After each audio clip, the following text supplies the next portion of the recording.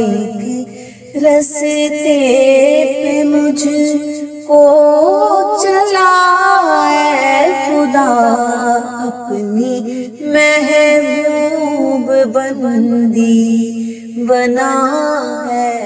تمام سننے والوں کو السلام علیکم۔ ازواج مطہرات اسپیشل کا پہلا پروگرام لے کر حاضر ہوں، جس میں ام المومنین خدیجۃ الکبریٰ کی شخصیت کے ایسے پہلوؤں کو اجاگر کیا جائے گا جس کو کہ شاید آج تک اس زاویے سے اجاگر نہیں کیا گیا، اس لیے درخواست کرتی ہوں کہ ویڈیو کو آخر تک ضرور دیکھیے گا۔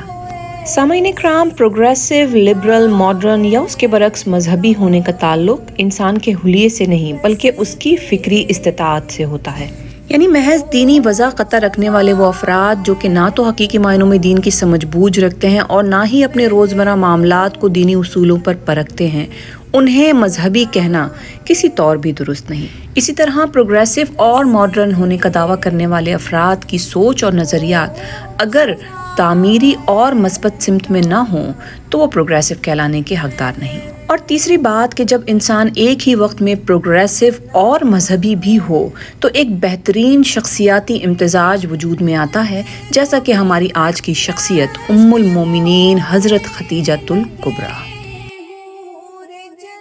خدیجہ بنت خویلد جو کہ مکے کے ایک بہت ہی مالدار اور معروف خاندان سے تعلق رکھتی تھیں، سن 555 عیسوی میں ان کی ولادت ہوئی۔ والد چونکہ ایک بہت بڑے تاجر تھے، سو انہی کی نسبت سے سیدہ خدیجہ بھی ایک کامیاب ترین کاروباری خاتون کے طور پر سامنے آئیں۔ مکے کے تمام تاجروں کے تجارتی قافلوں کا کل حجم ملا کر بھی سیدہ کے ایک قافلے کے تجارتی حجم کا مقابلہ نہ کر پاتا۔ اس سے سیدہ خدیجہ کی ذہانت اور مینجمنٹ اسکلز کا بخوبی اندازہ لگایا جا سکتا ہے کہ اتنے وسیع کاروبار کو نہایت کامیابی سے چلاتی رہیں۔ نبی کریم صلی اللہ علیہ وسلم، جن کی عمر مبارک اس وقت 25 برس تھی اور سارے مکہ میں صادق اور امین کے لقب سے مشہور تھے، حضرت خدیجہ کو جب ان کی شہرت کا علم ہوا تو انہوں نے اپنے تجارتی قافلے کے لیے آپ صلی اللہ علیہ وسلم کو منتخب کیا۔ اس تجارتی قافلے میں آپ کے ہمراہ سیدہ خدیجہ کا ایک غلام میسرہ بھی تھا، جس نے واپس آ کر آپ کی سچائی اور دیانت کا آنکھوں دیکھا حال سیدہ خدیجہ کے گوش گزار کروایا، جس سے کہ وہ اتنی متاثر ہوئیں کہ انہوں نے اپنی ایک سہیلی نفیسہ کے ذریعے آپ صلی اللہ علیہ وسلم کو نکاح کا پیغام بھیجا،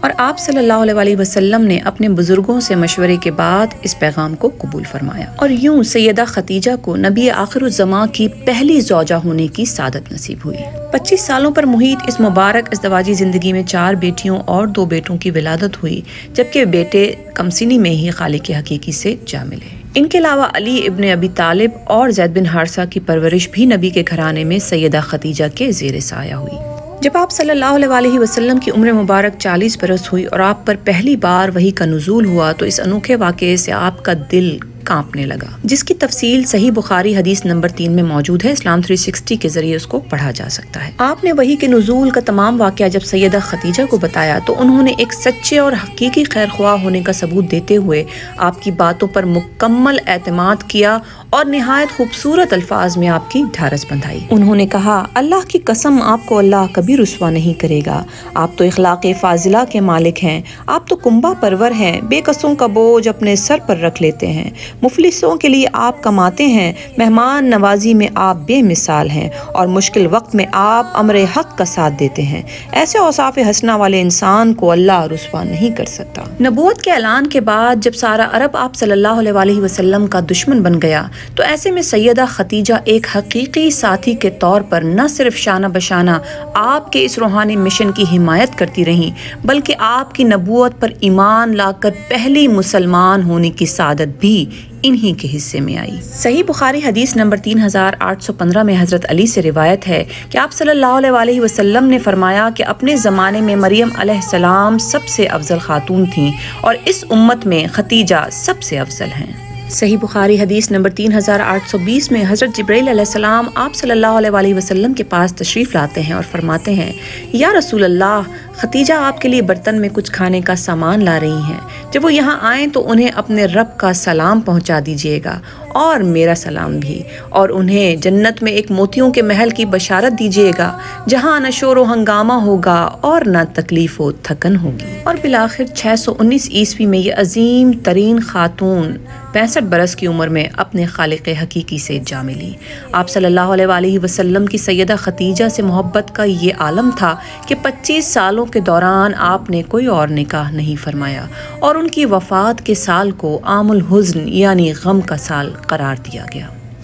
سامعین اکرام، یہ ام المومنین حضرت خدیجہ الکبریٰ کی زندگی کا ایک مختصر جائزہ تھا۔ اب یہاں سے ہم اپنے پروگرام کے اس حصے کی طرف چلتے ہیں جو کہ ویڈیو بنانے کا اصل مقصد ہے۔ سیدہ خدیجہ کی غیر معمولی شخصیت ہونے کی پہلی دلیل یہ ہے کہ ذرا سوچئے کہ آج کے معاشرے میں بھی وہ تمام خواتین جو کہ اکیلے کاروبار کرنا چاہیں یا نوکری پیشہ ہوں، انہیں معاشرے سے جس قسم کے رد عمل کا سامنا کرنا پڑتا ہے اس سے ہم آپ سب بخوبی واقف ہیں۔ چہ جائے کہ 1400 سال قبل کا ایک قدامت پرست معاشرہ جہاں عورت کی تحقیر آج سے کئی گنا زیادہ کی جاتی تھی، ایسے میں ایک خاتون کا تنے تنہا اتنے وسیع کاروبار کو چلانا اس بات کی دلیل ہے کہ ان میں نہ صرف ذہانت اور انتظامی امور کی صلاحیتیں کوٹ کوٹ کر بھری ہوئی تھیں، بلکہ وہ حد درجہ پر اعتماد، خود مختار اور مضبوط شخصیت کی مالک تھیں، اور یہی وہ خصوصیات ہیں جو آج کے دور میں کسی کا بھی پروگریسو ہونا ثابت کرتی ہیں۔ لیکن اس کے ساتھ ساتھ اپنے اس وسیع و عریض کاروبار کو چلانے کے لیے بجائے کسی چرب زبان کا انتخاب کرنے کے وہ ایک ایسے شخص کو منتخب کرتی ہیں جو سارے مکہ میں صادق اور امین کے لقب سے مشہور تھے۔ اس سے ان کی سوچ کا وہ مذہبی عنصر نمایاں ہوتا ہے کہ جس کے باعث وہ اپنے دنیاوی معاملات کو بہترین مذہبی اور اخلاقی اقدار کے مطابق استوار کرنے کی خواہاں تھیں۔ پھر ایک کامل الاخلاق شخص سے تعارف ہوتے ہی ان کا خود آگے بڑھ کر انہیں نکاح کا پیغام دینا بیک وقت ان کی ماڈرن اور مذہبی سوچ کا عکاس ہے، یعنی ہم سفر کے انتخاب کا معیار انہوں نے اخلاقیات کو بنایا۔ اسی طرح نبوت کے اعلان کے بعد آپ صلی اللہ علیہ وآلہ وسلم کے پیغام توحید پر سب سے پہلے ایمان لانے والی شخصیت سیدہ خدیجہ الکبریٰ تھیں، جس سے کہ ان کے لاجیکل مائنڈڈ ہونے کا بھی ثبوت ملتا ہے کہ باوجود ایک مشرک معاشرے میں آنکھ کھولنے اور پرورش پانے کے جب ان کے سامنے ایک حقیقی دین کی تعلیمات پیش کی گئیں تو اسے قبول کرنے میں انہوں نے کسی پس و پیش سے کام نہیں لیا۔ یہاں میں ضمنی طور پر یہ بھی کہنا چاہوں گی کہ وہ لوگ جو یہ کہتے ہیں کہ خواتین کو دین کی سمجھ بوجھ نہیں ہوتی، تو ان کی اطلاع کے لیے عرض ہے کہ دین حق کی دعوت کو قبول کرنے والی پہلی شخصیت کوئی اور نہیں، ایک خاتون سیدہ خدیجہ الکبریٰ رضی اللہ تعالی عنہا تھی، جو کہ اس بات کا ثبوت ہے کہ اللہ پاک نے عورتوں کو بھی دین کی اتنی ہی سمجھ بوجھ عطا فرمائی ہے جتنی کہ مردوں کو۔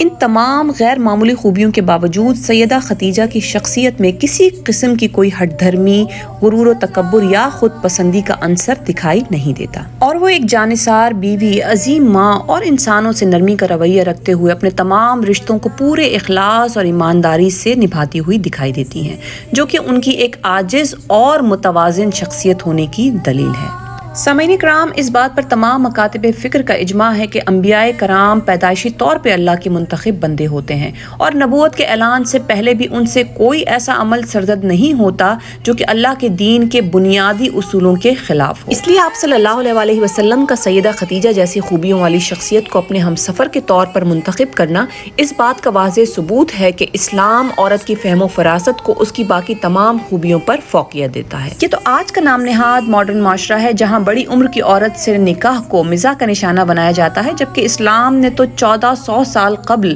ایک پروگریسو دین ہونے کا ثبوت دیتے ہوئے عورت کی بہترین خصوصیات اس کے ظاہری حسن و جمال یا عمر کو نہیں بلکہ اس کی شخصیت کے توازن کو قرار دیا، یعنی وہ عورت جو حقوق اللہ اور اخلاقیات کی پاسداری کرتے ہوئے دین اور دنیا کے معاملات کی سمجھ بوجھ رکھتی ہو، پر اعتماد ہو، معاملہ فہم ہو، معاشرے کے لیے مثبت طور پر کارآمد ہو، اپنے رشتوں کے تقدس کو بہتر طور پر پہچانتی ہو، اور ان تمام خصوصیات کے باوجود خود کو خود پسندی، غرور و تکبر اور ہٹ دھرمی جیسی علتوں سے باز رکھے، تو ایسی عورت کا مقام اسلام کی نظر میں قطع نظر اس کی عمر اور ظاہری حسن و جمال کے مقبولیت کا اعلیٰ ترین مقام ہے، جس کا ثبوت آپ صلی اللہ علیہ وآلہ وسلم کو وہ فرمان ہے کہ خدیجہ اس امت کی بہترین خاتون ہیں۔ جبکہ نہ تو وہ کم عمر تھیں اور نہ ہی ان کے ظاہری حسن و جمال کے بارے میں ہمیں کچھ زیادہ پڑھنے کو ملتا ہے۔ تو اب آپ خود فیصلہ کیجئے کہ عورت کو حقوق کون دیتا ہے، عورت کی عزت کی پاسداری کون کرتا ہے، وہ دین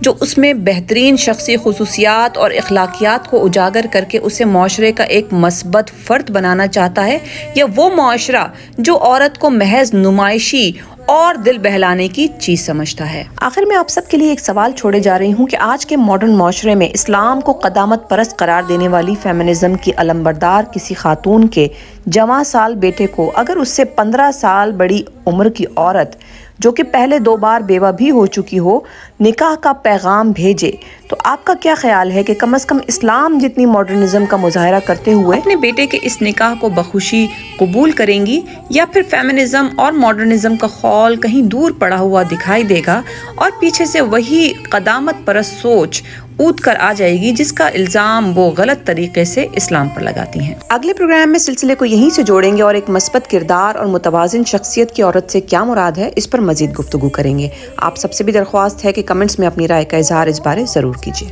امید کرتی ہوں کہ آج کا پروگرام آپ کو پسند آیا ہوگا۔ اگر ویڈیو پسند آئی ہو تو اسے لائک کیجیے، چینل کو اگر ابھی تک سبسکرائب نہیں کیا ہے تو اسے سبسکرائب کیجیے اور زیادہ سے زیادہ لوگوں تک پہنچا کر اس کار خیر میں میری مدد کیجیے۔ اگلے پروگرام کے ساتھ بہت جلد حاضر ہوں گی، اس وقت تک کے لیے اللہ حافظ۔ خدا اپنی محبوب بندی بنا ہے۔